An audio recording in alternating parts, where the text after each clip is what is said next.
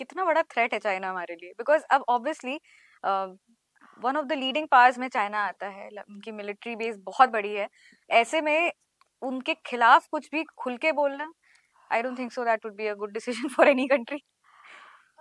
Actually ना China थोड़ी अजीबोगरीब कंट्री है दुनिया की। चाइना का मिलिट्री पावर बहुत ज़्यादा है, और चाइना सिर्फ इसी बेसिस पे कि चाइना के अंदर की मिलिट्री इतनी पावरफुल है, और हमारा चाइना के साथ डिस्प्यूटेड बॉर्डर है। वो बहुत सारी टेरिटरी जो हम अपना हिस्सा मानते हैं देश का, वो चाइना क्लेम करता है, इंक्लूडिंग लद्दाख। इससे भी बड़ा खतरा इसलिए और बन जाता है क्योंकि हमारे जो दूसरा दुश्मन है पाकिस्तान, उनकी चाइना से बहुत अच्छी दोस्ती है, देयर allies, राइट। और उनका आपस में अब लैंड कनेक्शन भी है, इसलिए और बड़ी थ्रेट है। बट मैं क्यों बोल रही हूँ वो थोड़ा अजीब व गरीब कंट्री है। अ, वो उनका फोकस जब से उन्होंने इकोनॉमिक एक्सपेंशन हुआ है, लिबरलाइजेशन हुआ है, उनका फोकस बहुत ज़्यादा इकोनॉमिक्स के ऊपर आ गया है। इसलिए वो इंडिया से कॉन्स्टेंटली ये चाहते हैं कि हम उनसे संबंध बेहतर करें।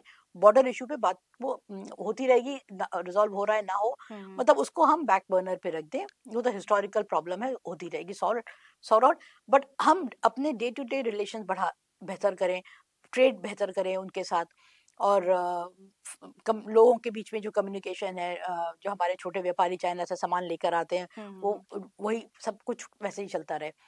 तो वो ये भी चाहते हैं। वो हम चाइना के साथ कई सारे इंटरनेशनल ऑर्गेनाइजेशंस ग्रुपिंग्स का हिस्सा हैं। हम ब्रिक्स में चाइना के साथ हैं, हम एससीओ में चाइना के साथ हैं, एक ही ऑर्गेनाइज सेटअप में हैं।